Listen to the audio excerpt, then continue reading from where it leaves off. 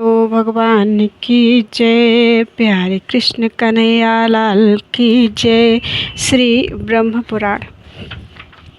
तपह तीर्थ, इंद्र तीर्थ और वृषाकपि एवं अब्जक तीर्थ की महिमा। ब्रह्मा जी कहते हैं, तपस तीर्थ बहुत बड़ा तीर्थ है। वह तपस्या की वृद्धि करने वाला है। समस्त अभिलषित वस्तुओं को दाता, पवित्र तथा पितरों की प्रसन्नता को बढ़ाने वाला है। उस तीर्थ में जो पापनाशक घटना घटी है उसे बतलाता हूँ, सुनो। ऋषियों में अग्नि और जल की श्रेष्ठता को लेकर परस्पर संवाद हुआ। एक पक्ष कहता था कि जल श्रेष्ठ है और दूसरे पक्ष के लोग अग्नि की श्रेष्ठता का प्रतिपादन करते थे। अग्नि की श्रेष्ठता बतलाने वाले अपनी युक्तियां इस प्रकार उपस्थित करते थे। अग्नि के बिना जीवन कहाँ रह सकता है, क्योंकि अग्नि ही जीव रूप है। आत्मा और भविष्य भी वही है। अग्नि से ही समस्त जगत की उत्पत्ति होती है। अग्नि से समस्त विश्व को धारण कर रखा है। अग्नि ने समस्त विश्व को धारण कर रखा है। अग्नि ही ज्योतिर्मय जगत है। अतः अग्नि से बढ़कर दूसरा कोई भी अत्यंत पावन देवता नहीं है। अग्नि को ही अंतर्ज्योति तथा परम ज्योति कहते हैं। अग्नि के बिना कोई भी वस्तु नहीं है। यह त्रिलोकी की अग्नि का धाम है। इसलिए पांचों भूतों में अग्नि से श्रेष्ठ दूसरा कोई नहीं है। नारी की योनि में पुरुष जो वीर्य स्थापित करता है और उसमें जो देह आदि के निर्माण की शक्ति होती है, वह सब अग्नि की ही है। अग्नि देवताओं का मुख है, अतः उससे बड़ा कुछ भी नहीं है। दूसरे वेदवादी पुरुष जल को श्रेष्ठ मानते थे। उनका कहना था, जल से ही अन्न की उत्पत्ति होती है तथा जल से ही मनुष्य शुद्ध होता है। जल ने ही सबको धारण कर रखा है, अतः जल को माता माना गया है। पुराण वेदताओं का कथन है कि जल ही तीनों लोकों का जीवन है। जल से ही अमृत उत्पन्न हुआ है और जल से ही औषधियाँ होती हैं। इस प्रकार एक पक्ष अग्नि को श्रेष्ठ कहता था और दूसरा पक्ष जल को। यूं ही मीमांसा करते हुए एक दूसरे के विरुद्ध तर्क उपस्थित करने वाले वेदवादी ऋषि मेरे पास आकर बोले, भगवान, आप तीनों लोगों के प्रभु हैं, बतलाइए अग्नि श्रेष्ठ है या जल? मैंने कहा, दोनों ही इस जगत में परम पूजनीय हैं। दोनों से जगत उत्पन्न होता है। दोनों से हव्य, कव्य और अमृत का प्राकट्य होता है। दोनों से ही जीवन है। दोनों ही शरीर को धारण करने वाले हैं। इनमें परस्पर कोई विशेषता नहीं है। दोनों समान रूप से ही श्रेष्ठ माने गए हैं। मेरे कथन से यह बात सिद्ध हुई कि दोनों ही श्रेष्ठ हैं, कोई एक नहीं। परंतु वे ऋषि ऐसा ही मानते थे कि इन दोनों में से एक ही श्रेष्ठ है, अतः उन्हें मेरी बातों से संतोष नहीं हुआ। तब वे क्षीर सागर में शयन करने वाले शंख चक्र गदाधारी भगवान विष्णु के पास गए और नाना प्रकार के स्तोत्रों से उनकी स्तुति करने लगे। ऋषि बोले, जो भविष्य में होने वाला है, जो जन्म ले चुका है तथा जो अभी गुहा अर्थात गर्भ में प्रविष्ट हुआ है, उस संपूर्ण भुवन को जो सदा अपनी ज्ञान दृष्टि में रखते हैं, यह चित्र विचित्र रूपों वाली समस्त त्रिलोकी अंत में जिनके भीतर लीन होती है, जिन्हें महर्षिगण अक्षर, सनातन, अप्रमेय तथा वेद वेद्य बतलाते हैं, जिनकी शरण में गए हुए प्राणी अपने अभीष्ट पदार्थ को प्राप्त कर लेते हैं, उन परमार्थ वस्तु रूप परमेश्वर की हम शरण लेते हैं। जगन निवास महाभूतमय जगत में जो भूत सबसे प्रधान और श्री विष्णु का स्वरूप है, जिसे योगी भी नहीं जान पाते, उसी का प्रतिपादन करने के लिए ये महर्षिगण यहाँ आए हुए हैं। आप यहाँ सत्य को प्रकट कर दें। जगदीश्वर, आप संपूर्ण देहधारियों के अंतरात्मा हैं। आप ही सब कुछ हैं। आप में ही यह संपूर्ण जगत स्थित है। तथापि कितने आश्चर्य की बात है कि प्रकृति से प्रभावित होने के कारण कोई कहीं भी आपकी सत्ता का अनुभव नहीं करते।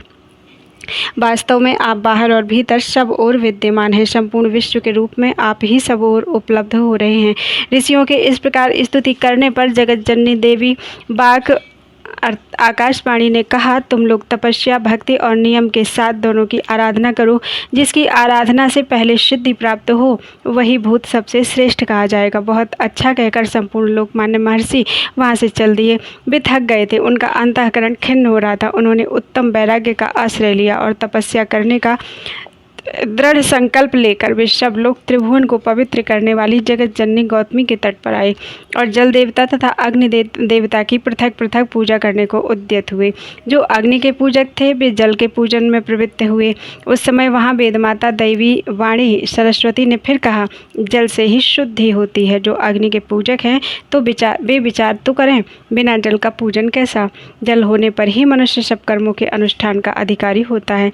वेदवेत्ता पुरुष जब तक शीतल जल में श्रद्धापूर्वक स्नान नहीं कर लेता, तब तक अपवित्र, मलिन एवं शुभ कर्म का अनधिकारी रहता है। इसलिए जल सबसे श्रेष्ठ है। उसे माता की पदवी दी गई है, अतः जल ही श्रेष्ठ है। वेदवादी ऋषियों ने यह आकाशवाणी सुनी, इससे उन्हें निश्चय हो गया कि जल ही श्रेष्ठ है। जिस तीर्थ में यह ऋषि सत्र संपन्न हुआ उसे तपस तीर्थ और सत्र तीर्थ भी कहते हैं। अग्नि तीर्थ और सारस्वत तीर्थ भी उसी के नाम है। वहाँ 1400 पुण्यदायक तीर्थों का निवास है। उनमें किया हुआ स्नान और दान स्वर्ग एवं मोक्ष की प्राप्ति कराने वाला है। जहाँ आकाशवाणी ने ऋषियों का संदेह निवारण किया था, वहाँ सरस्वती नाम की नदी प्रकट हुई, जो गंगा में मिली है। सरस्वती और गंगा के संगम का महात्म्य बतलाने में कौन मनुष्य समर्थ हो सकता है।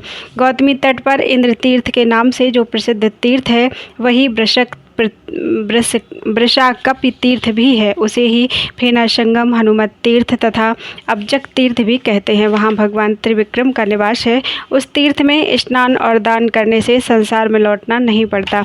अब वहाँ का वृत्तांत बतलाते हैं। गंगा के दक्षिण और उत्तर तट पर इंद्रेश्वर तीर्थ है। पूर्व काल में नमुची नामक दैत्य देवराज इंद्र का प्रबल शत्रु था। वह मद से उन्मत्त रहता था। एक बार इंद्र के साथ उसका युद्ध हुआ।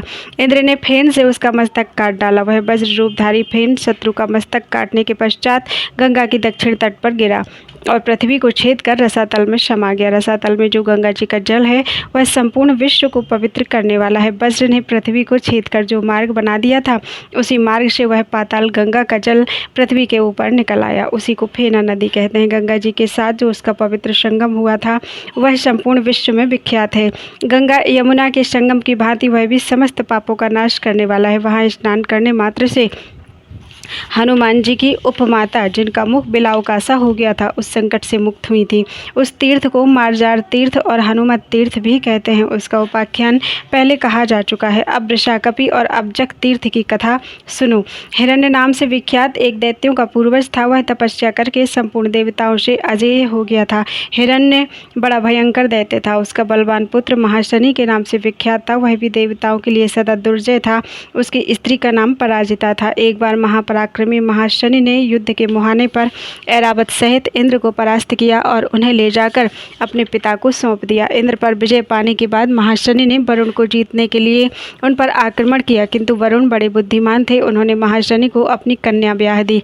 इधर तीनों लोक बिना इंद्र के हो गए। तब सब देवताओं ने मिलकर सलाह की कि भगवान विष्णु ही पुनः इंद्र को दे सकते हैं, क्योंकि वे ही दैत्यों के हंता हैं, मंत्र दृष्टा भी वे ही हैं, अतः वे दूसरे को भी इंद्र बना देंगे। ऐसा निश्चय करके सब देवता भगवान विष्णु के पास गए और उन्हें सब हाल कह सुनाया। भगवान विष्णु ने कहा, महादैत्य महाशनि मेरे लिए अवध्य हैं। यूँ कहकर वे महाशनि के ससुर वरुण के पास गए और उन्हें इंद्र के पराभव का समाचार बतलाते हुए बोले, तुम्हें ऐसा यत्न करना चाहिए जिससे इंद्र पुनः अपने पद पर लौट आएं।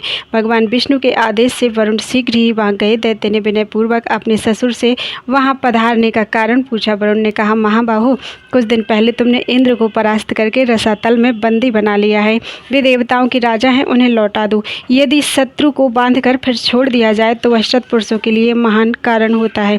बहुत अच्छा कहकर दैत्यराज महाशनि ने ऐरावत सहित इंद्र को लौटा दिया और उनसे यह बात कही, इंद्र, आज से तुम शिष्य हुए और मेरे ससुर वरुण जी तुम्हारे गुरु हुए, क्योंकि इन्होंने तुम्हें मुक्ति दिलाई है। अब तुम वरुण के प्रति स्वामी भाव रखकर स्वयं भृत्य का सब बर्ताव करना, नहीं तो फिर तुम्हें बांधकर रसातल के कारागृह में डाल दूंगा।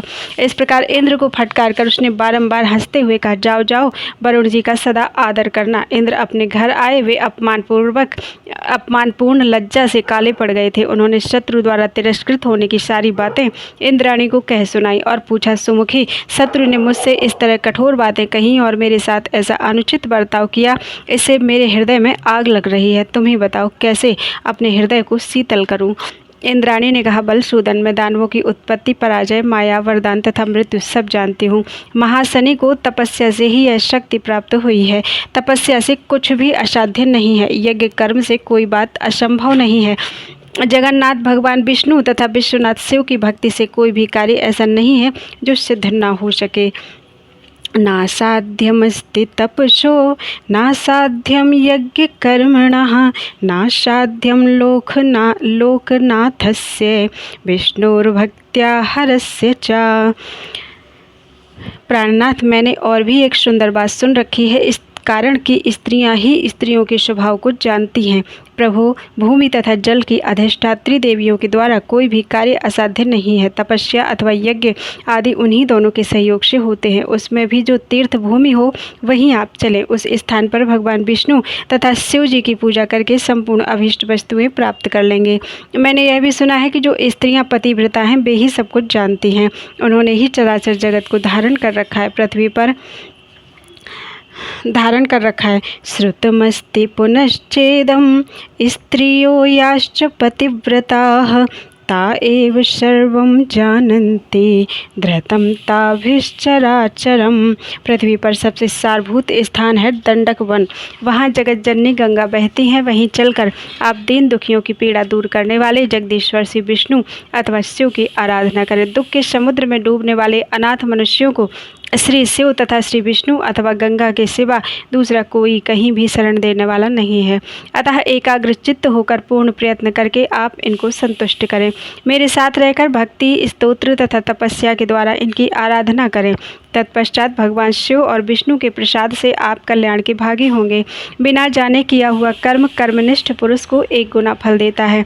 उसके विधि विधान और तत्व को अच्छी प्रकार जानकर करने से 100 गुना फल मिलता है और पत्नी के साथ उसका अनुष्ठान करने से वही कर्म अनंत फल देने वाला होता है। अज्ञात्वैक गुणम कर्म फलम दास्यति कर्मिणः ज्ञात्वा सतगुणम तस्याद भार्यया च तदक्षयम्। गृहस्थ पुरुष के सब कार्यों में यहाँ पत्नी ही सहायता करने वाली है। उसके सहयोग बिना छोटे से छोटे कार्य भी सिद्ध नहीं होते। नाथ पुरुष अकेले जो कर्म करता है उसका आधा फल ही उसे मिलता है, किंतु पत्नी के साथ जो कर्म किया जाता है उसका पूरा फल पुरुष को प्राप्त होता है। सुना जाता है दंडकारण्य में सरिताओं में श्रेष्ठ गौतमी गंगा बहती हैं। वे समस्त पापों का नाश करने वाली तथा संपूर्ण अभिलषित वस्तुओं को देने वाली हैं। अतः मेरे साथ वहाँ चलिए और महान फलदायक पुण्य कर्म का अनुष्ठान कीजिए। इससे आप संग्राम में अपने शत्रुओं का संहार करके महान सुख के भागी होंगे। अच्छा, ऐसा ही करूँगा। यूँ कहकर अपने गुरु बृहस्पति और पत्नी शची को साथ लेकर इंद्र जगत जननी गौतमी के तट पर गए। दंडकारण्य के भीतर उनकी पावन धारा का दर्शन करके इंद्र को बड़ी प्रसन्नता हुई। उन्होंने देवादिदेव शिव की प्रसन्नता के लिए तपस्या करने का विचार किया। पहले गंगा में स्नान करके उन्होंने हाथ जोड़कर प्रणाम किया तथा एकमात्र भगवान शिव के शरण होकर उनका स्तवन आरंभ किया। इंद्र बोले, जो अपनी माया से संपूर्ण चराचर जगत की सृष्टि करता है और रक्षा करते हैं, संहार करते हैं, किंतु उसमें आसक्त नहीं होते, जो एक स्वतंत्र तथा अद्वैत चिदानंद स्वरूप हैं, वे पिनाकधारी भगवान शंकर हम पर प्रसन्न हों। वेदांत के रहस्यों को भली भांति जानने वाले शनकादि मुनि भी जिनके तत्व को ठीक ठीक नहीं जानते, वे संपूर्ण अभिष्ट वस्तुओं के दाता अंधकासुर विनाशक पार्वतीपति भगवान शिव हम पर प्रसन्न हों।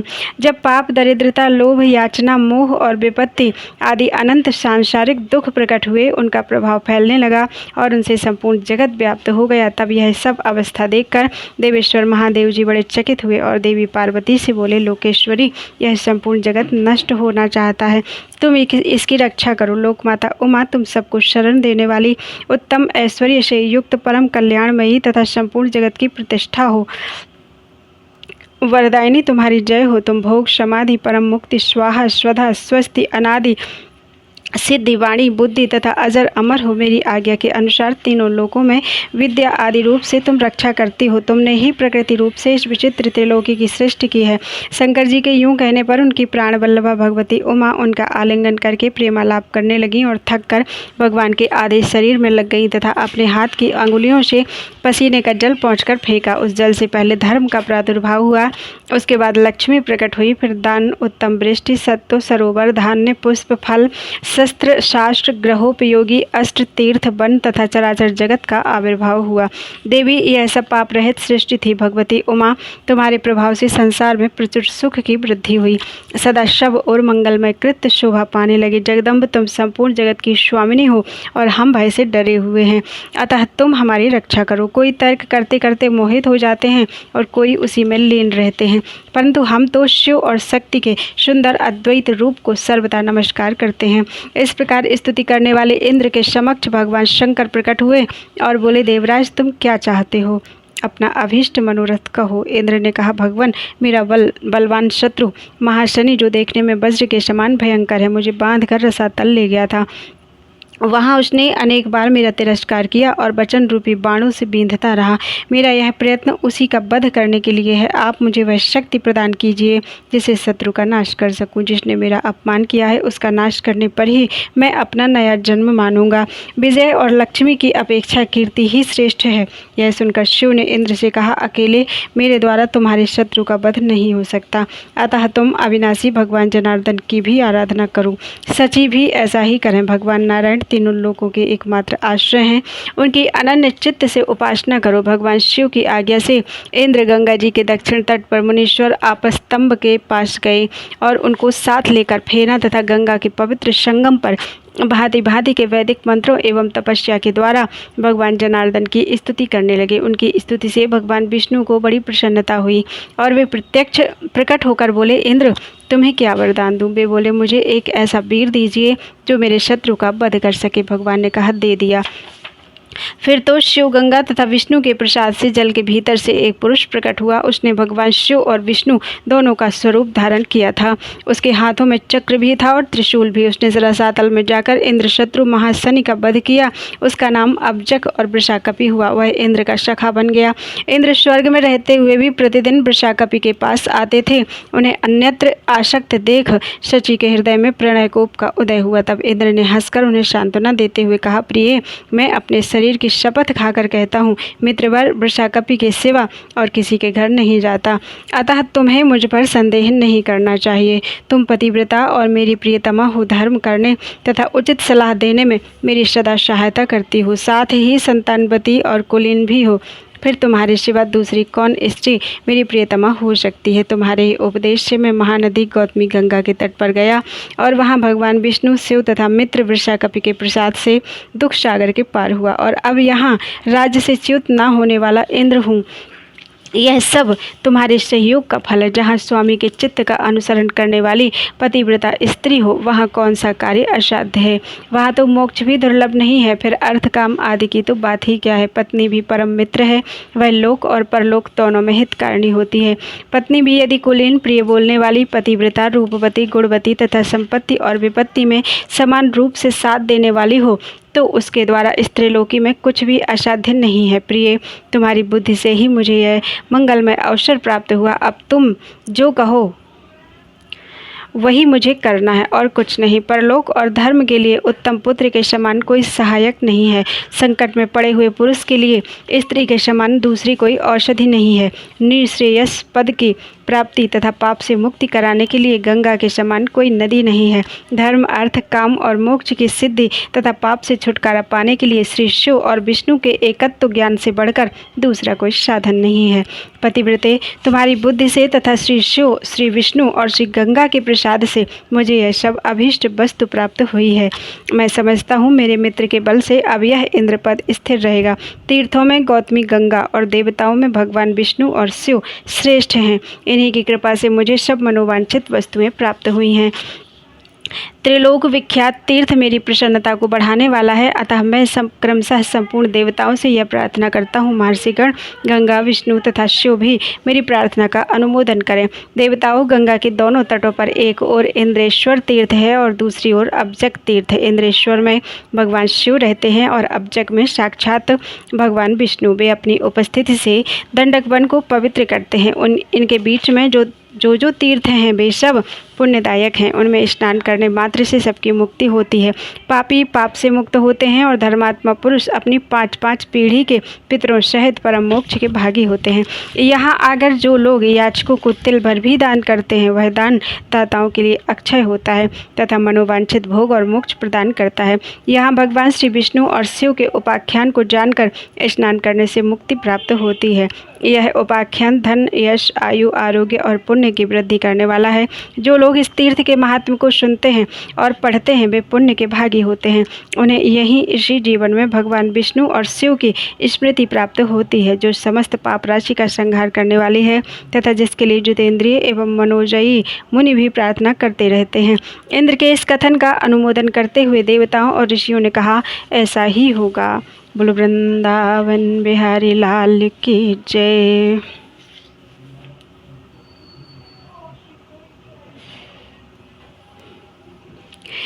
आपस्तंभ तीर्थ, शुक्ल तीर्थ और श्री विष्णु तीर्थ की महिमा। ब्रह्मा जी कहते हैं आपस्तंभ तीर्थ तीनों लोकों में विख्यात है। वह स्मरण करने मात्र से समस्त पाप राशि का विध्वंस करने वाला है।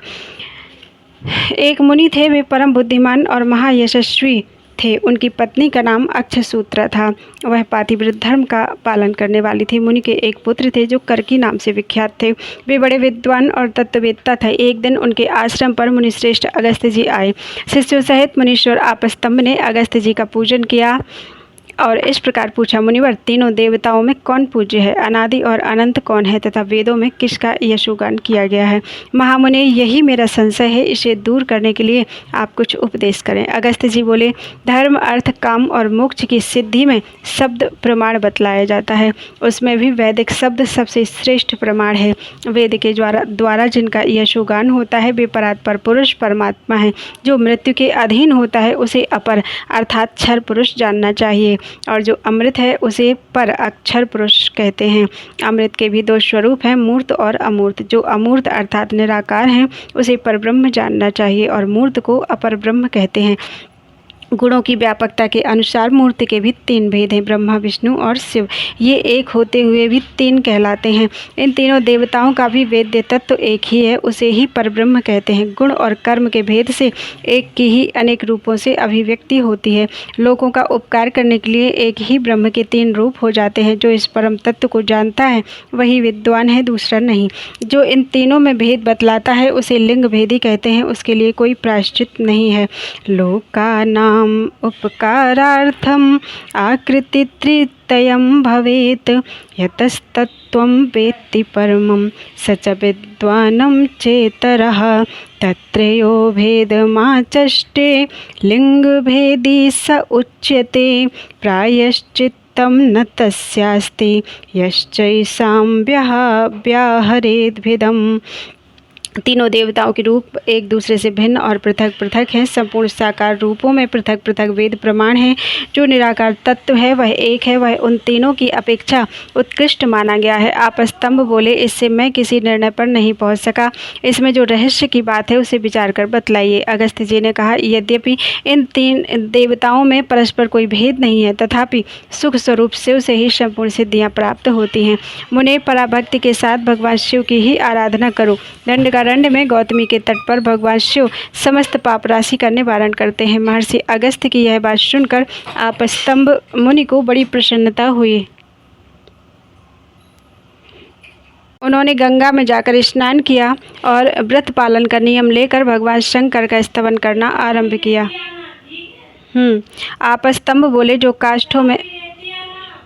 काष्ठों में अग्नि, फूलों में सुगंध, बीजों में वृक्ष आदि, पत्थरों में सुवर्ण तथा संपूर्ण भूतों में आत्मा रूप से छिपे रहते हैं, उन भगवान सोमनाथ की मैं शरण लेता हूँ।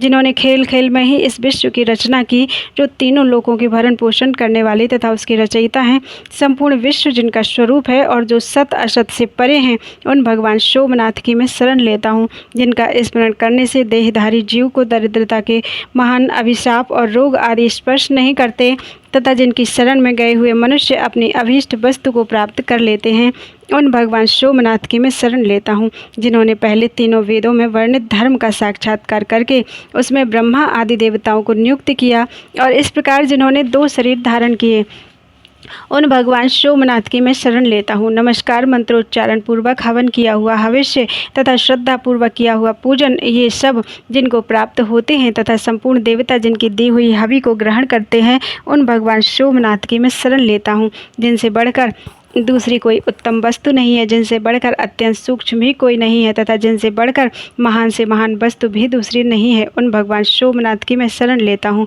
जिनकी आज्ञा से यह विचित्र अचिंत्य नाना प्रकार का और महान विश्व एक ही कार्य में संलग्न होकर निरंतर परिचालित रहता है, उन भगवान सोमनाथ की मैं शरण लेता हूँ। जिनमें ऐश्वर्य, सबका आधिपत्य, कर्तृत्व, दातृत्व, महत्व, प्रीति, यश और सौख्य ये अनादि धर्म हैं, उन भगवान सोमनाथ की मैं शरण लेता हूँ जो सदा शरण लेने योग्य, सबके पूजनीय, शरणागत के प्रिय, नित्य कल्याणमय तथा सर्वस्वरूप हैं, उन भगवान सोमनाथ की मैं शरण लेता हूँ। इस प्रकार स्तुति करने पर भगवान शंकर ने प्रसन्न होकर कहा, मुने कोई वर मांगो। आपस्तंभ ने कहा, मेरा और दूसरों का कल्याण हो। जो मनुष्य यहाँ स्नान करके संपूर्ण जगत के स्वामी आपका दर्शन करें, वे आप अपनी समस्त अभीष्ट वस्तुओं को प्राप्त करें। भगवान शिव ने एवमस्तु कहकर इसका अनुमोदन किया। तब से वह तीर्थ आपस्तंभ के नाम से विख्यात हो गया। वह अनादि अविद्यामय अंधकार राशि का उन्मूलन करने में समर्थ है। शुक्ल तीर्थ मनुष्यों को सब प्रकार की सिद्धि प्रदान करने वाला है। उसके स्मरण मात्र से संपूर्ण अभीष्ट वस्तुओं की प्राप्ति होती है। भरद्वाज नाम से विख्यात एक बड़े धर्मात्मा मुनि थे। उनकी पत्नी का नाम पैठिनिसी था। वह पातिव्रत धर्म का पालन करती हुई पति के साथ गौतमी के तट पर निवास करती थी। एक बार मुनि ने अग्नि और सोम देवताओं के लिए तथा इंद्र और अग्नि देवताओं के लिए पुरोडाश बनाया, अर्थात खीर बनाई। पुरोडाश जब पक रहा था तब धुएं से एक पुरुष प्रकट हुआ जो तीनों लोगों को भयभीत करने वाला था। उसने पुरोडाश खा लिया। यह देखकर मुनि ने क्रोधपूर्वक पूछा, तू कौन है जो मेरा यज्ञ नष्ट कर रहा है? ऋषि की बात सुनकर राक्षस ने उत्तर दिया, मेरा नाम हव्यघ्न है, यज्ञघ्न है। मैं संध्या का पुत्र हूँ। प्राचीन बरहिस का ज्येष्ठ पुत्र मैं ही हूँ। ब्रह्मा जी ने मुझे वरदान दिया है कि तुम सुखपूर्वक यज्ञों का भक्षण करो।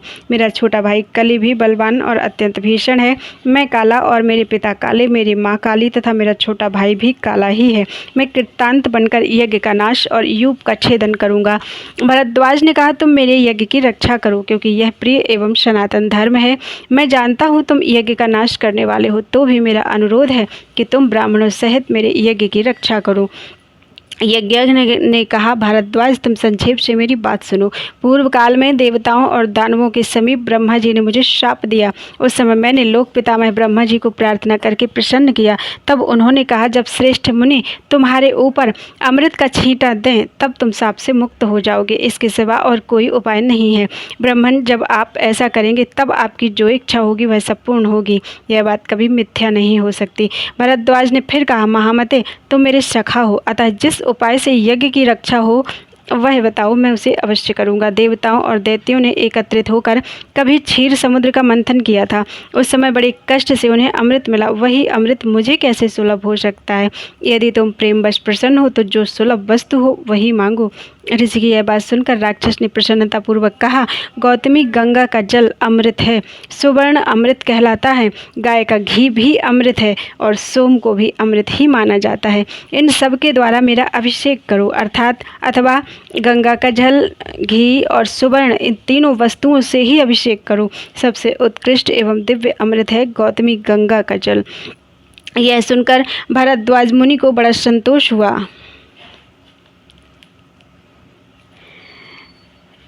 उन्होंने बड़े आदर के साथ गंगा का अमृतमय जल हाथ में ले लिया और उससे राक्षस का अभिषेक किया। इससे वह महाबली राक्षस शुक्ल वर्ण का होकर प्रकट हुआ। जो पहले काला था वह क्षण भर में गोरा हो गया। प्रतापी भरद्वाज ने संपूर्ण यज्ञ समाप्त करके ऋत्विजों को विदा किया। इसके बाद राक्षस ने पुनः भरद्वाज से कहा, मुने अब मैं जाता हूँ। तुमने मुझे गौर वर्ण का कर दिया। तुम्हारे इस तीर्थ में जो लोग स्नान, दान और पूजन आदि करें उनके सबके अभीष्ट फलों की सिद्धि हो। इसके स्मरण मात्र से सब पाप नष्ट हो जाए। तब से वह शुक्ल तीर्थ के नाम से विख्यात हुआ। दंडकारण्य में गौतमी गंगा के तट पर वह तीर्थ स्वर्ग का खुला हुआ दरवाजा है। वहाँ गंगा जी के दोनों तटों पर 7000 तीर्थ हैं जो सब प्रकार की सिद्धि प्रदान करते हैं। श्री विष्णु के तीर्थ के नाम से जो विख्यात तीर्थ है उसका वृत्तांत सुनो। मुदगल के पुत्र मौदगल्य एक प्रसिद्ध महर्षि थे। उनकी पत्नी का नाम जाबाला था। वह उत्तम पुत्रों की जननी थी। मौदगल्य के पिता मुदगल ऋषि भी संपूर्ण विश्व में विख्यात थे। उनकी पत्नी भागीरथी के नाम से प्रसिद्ध थी। मौदगल्य ऋषि प्रातःकाल ही गंगा स्नान करते थे। यह उनका नित्य का कार्य था। गंगा के तट पर कुश, मिट्टी और समी के फूलों से वे प्रतिदिन भगवान का पूजन करते थे। गुरु के बताए हुए मार्ग से अपने हृदय कमल के भीतर वे प्रतिदिन भगवान विष्णु का आवाहन करते थे। उनके आवाहन करते ही शंख, चक्र और गदा धारण करने वाले लक्ष्मीपति जगन्नाथ गरुड़ पर आरूढ़ होकर तुरंत वहां आते थे। फिर मौदगल्य ऋषि के द्वारा यत्नपूर्वक पूजित होने पर वे कुछ काल तक उन्हें विचित्र विचित्र कथाएं सुनाया करते थे। कथा वार्ता में जब तीसरे पहर का समय हो जाता तब भगवान विष्णु उनसे बार बार कहते, बेटा अब तुम अपने घर जाओ, तुम बहुत थक गए होगे। इस प्रकार भगवान के आग्रह करने पर वे घर लौटते थे। उनके जाने पर भगवान देवताओं के साथ अपने धाम को लौटते थे। मौदगल्य भी प्रतिदिन कुछ लेकर अपने घर आते और पत्नी को अपना उपार्जित धन देते थे। मौदगल्य की पत्नी जाबाला बड़ी पतिव्रता थी। उसके स्वामी शाक, फल अथवा मूल जो कुछ भी ला देते उसे ही लेकर वह इसका संस्कार करती और पहले अतिथियों, बालकों और अपने पति को परोसती थी। इन सबको भोजन देकर वह पीछे स्वयं अन्न ग्रहण करती। जब सब लोग भोजन कर लेते तब मौदगल्य मुनि प्रतिदिन रात में प्रसन्नतापूर्वक श्री विष्णु के मुख से सुनी हुई कथाएं सबको सुनाते थे। इस प्रकार बहुत समय व्यतीत होने के बाद मौदगल्य मुनि ने पत्नी, पुत्र, भाई, बंधु और माता पिता के साथ उत्तम भोग भोगे और अंत में मोक्ष भी प्राप्त कर लिया। तब से वह तीर्थ मौदगल्य तीर्थ और श्री विष्णु तीर्थ के नाम से प्रसिद्ध हुआ। वहाँ का स्नान और दान